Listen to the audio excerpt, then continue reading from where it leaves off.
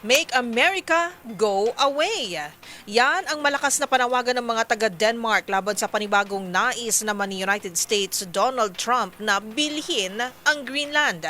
Habang panibagong insidente muli ng train crash ang naganap sa Spain kung saan isa na ang kumpirmadong nasawi. Ang mga balita mula sa ibayong dagat tinutukan sa Global Headlines Report ni James Galangi.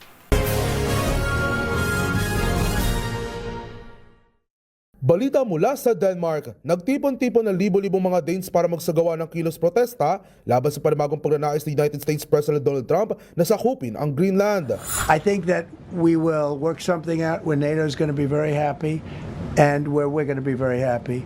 But we need it for security purposes. We need it for national security. Habang sa isa namang post ni Trump sa kanyang social media platform na Truth Social ay makikita ang isang AI-generated image na hawak niyang isang American flag sa Greenland kasamang ilang opisyal ng kanyang administrasyon. Gayun din ang isa pang litrato kung saan makikita naman nakasama na ring sakop ng US ang Canadian territory. Gayunpaman, para sa mga tao ng Denmark, malinaw ang panawagan. Isang pulang sombrero na may katagang Make America Go Away, simbolo ng kanilang pagtutol at pahayag na hindi pinagbebenta ang Greenland. Samantala, dahil din sa mga banta ni Trump ay nagpasiklab din ito na isang diplomatic crisis sa pagitan ng mga bansang kasapi ng North Atlantic Treaty Organization o NATO.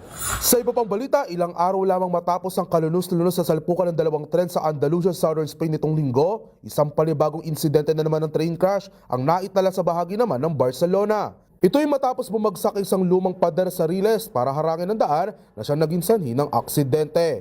Ayon sa mga otoridad, isa na ang kumpirmadong nasawi at 15 naman ang sugatan na kasalukuyang nagpapagaling na sa ospital. At yan naman nakalap nating balita mula sa iba't ibang panig ng mundo. Para sa MBC TV Network News, ito si James Galangi ng DZRH TV, una sa Pilipinas, una sa Pilipino.